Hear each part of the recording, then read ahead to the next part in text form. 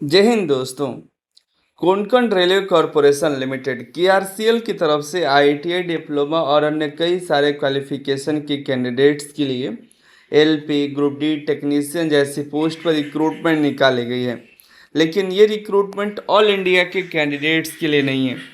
ये वैसे कैंडिडेट्स जो महाराष्ट्र गोवा कर्नाटका में रहते हैं, जिनके पास इसका डोमिसाइल है, वही कैंडिडेट्स अप्लाई कर सकते हैं। और वैसे भी कैंडिडेट्स जिनका जो भूमि है, केआरसीएल का जो लाइन है उस पर अगर से गया हुआ है, जिनका ज़मीन जो है रोहा महाराष्ट्र से लेकर के कर्नाटका के ठोकुर तक रेलवे लाइन है कोंकण रेलवे का, यहाँ तक अगर ज़मीन अधिग्रहित हुआ है तो वैसे कैंडिडेट्स यहाँ पर अप्लाई कर सकते हैं। या अगर महाराष्ट्र गोवा या कर्नाटका तीनों में से किसी भी राज्य का अगर आपके पास डोमिसाइल है तो आप इसके लिए अप्लाई कर सकते हैं।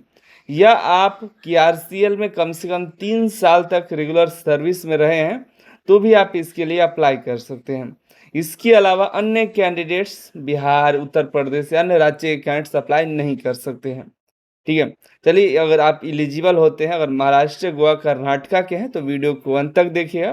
कई सारे रिक्रूटमेंट्स है जिसमें जूनियर इंजीनियर का भी है, ट्रैक मेंटेनर का है, सीनियर सेक्शन इंजीनियर का है, सेक्शन कंट्रोलर का है, गुड्स ट्रेन मैनेजर का है, असिस्टेंट लोको पायलट का है और टेक्नीशियन का है, कमर्शियल सुपरवाइजर के लिए भी पोस्ट है। ठीक है, रिक्रूटमेंट का ऑनलाइन फॉर्म अगस्त के लास्ट वीक से भरना शुरू हो जाएगा।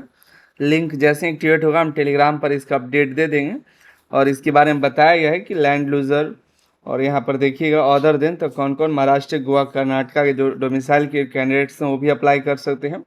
केआरसीएल एम्प्लॉय ये सब अप्लाई कर सकते हैं। ठीक है, हमने आपको अपनी भाषा में समझा दिया है। रिक्रूटमेंट किस पोस्ट पर कितनी है इसमें देखिएगा।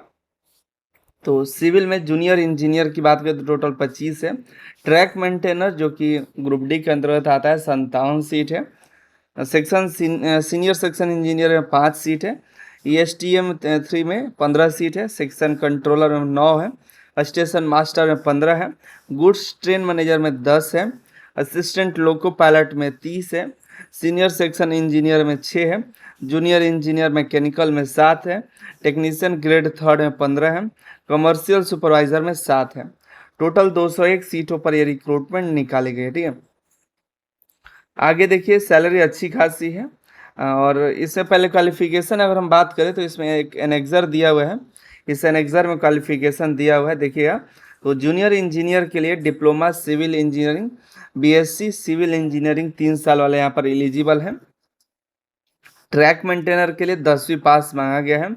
और सीनियर सेक्शन इंजीनियर में बैचलर डिग्री, जो electrical, electronics, IT, communication engineer, computer science वाले यहाँ पर एलिजिबल हैं।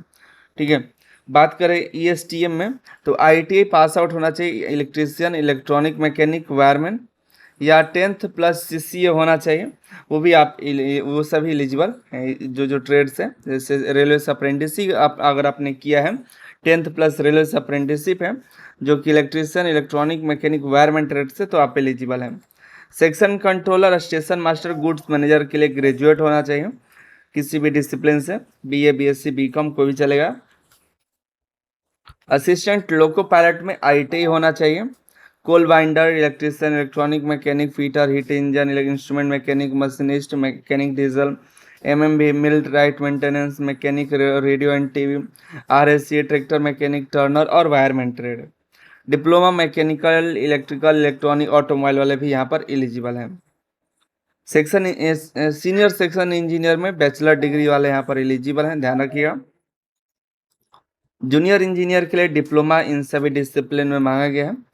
और टेक्नीशियन ग्रेड 3 में ITI मांगा गया है। Fitter, mechanic diesel, mechanic repair and maintenance है, मैकेनिक मोटर व्हीकल है, ऑटोमोबाइल वाले हैं, ट्रैक्टर मैकेनिक है, वेल्डर है, painter, electrician, wireman, electronic mechanic, ये सभी ट्रेड। कमर्शियल सुपरवाइजर के लिए ग्रेजुएट होना चाहिए। ठीक है, ये क्वालिफिकेशन था। आगे बात करें, इसमें आगे देखिएगा, ग्रुप C की जितनी पोस्ट है उसमें मिनिमम एज 18 साल, मैक्सिमम 36 साल रखा गया है। यहाँ पर आपको रिलैक्सेशन मिल जाएगा SC ST OBC कैंडिडेट्स को। और जो ग्रुप डी की जो पोस्ट है ट्रैक मेंटेनर का 18 से 45 रखा गया है। वहीं आप देखिएगा कुछ और भी जो जानकारी है इसमें दी गई, एक बार अच्छे से देख लीजिएगा। लेकिन एक बात ध्यान रखिएगा, ऑल इंडिया के कैंडिडेट्स अप्लाई नहीं कर सकते हैं। हमने शुरुआत में ही बोला महाराष्ट्र, गोवा, कर्नाटका के कैंडिडेट यहाँ पर अप्लाई कर सकते हैं। फॉर्म भरने की फ़ीस भी जान लीजिए, काफ़ी ज़्यादा ही है, कोई कम तो नहीं कहेंगे। फॉर्म भरने की फ़ीस जो है, फीस 1180 रुपये है, ठीक है। 1180 आपको जनरल हो गया, चाहे ओबीसी हो गया, ईडब्ल्यूएस है, एससी एसटी, सभी से 1180 रुपये का पेमेंट ही देना है, ठीक है। और जो एससी एसटी एक्स सर्विसमैन है, ये सभी जब एग्ज़ाम दे देंगे तो उनके बाद उनका फ़ीस जो है रिफ़ंड कर दिया जाएगा। SC ST ex serviceman, females भी, माइनॉरिटी वाले, वो सभी का। रिक्रूटमेंट प्रोसेस की बात करें तो आपका यहाँ पर सीबीटी एग्ज़ाम होना है, कंप्यूटर बेस्ड टेस्ट होगा। और जो एएलपी वाले हैं उनका, स्टेशन मास्टर है, सेक्शन कंट्रोलर का है, उनका सीबैट भी होने वाला है, ठीक है। सीबैट होगा, फिर डॉक्यूमेंट वेरिफिकेशन होगा, पीईटी होगा। जो ट्रैक मेंटेनर है उनका पीईटी होगा, डॉक्यूमेंट वेरिफिकेशन होगा, उसके बाद मेडिकल होने वाला है, ठीक है। तो सीबीटी एग्ज़ाम के बारे में देखिएगा तो ग्रुप सी की जो पोस्ट है उसमें देखिए 50% जो है क्वालिफाइंग मार्क्स यहाँ पर है। और UR EWS का और OBC SC ST का जो है 40% क्वालिफाइंग मार्क्स है। वहीं EWS जो ट्रैक मेंटेनर का है, क्वालिफाई करने के लिए 40% EWS और UR का है, वहीं 30% OBC SC ST का है। CBT एग्ज़ाम देखिएगा तो ये अलग अलग पोस्ट की यहाँ पर अलग अलग एग्ज़ाम का जो सिलेबस है दिया गया है, देखिएगा, ठीक है। टेक्नीशियन का 90 मिनट का एग्ज़ाम है, जिसमें science 20 question, math 30 question, 50 general intelligence and awareness का 100 टोटल क्वेश्चन है। और ESTM में देखिएगा तो ये सिलेबस है।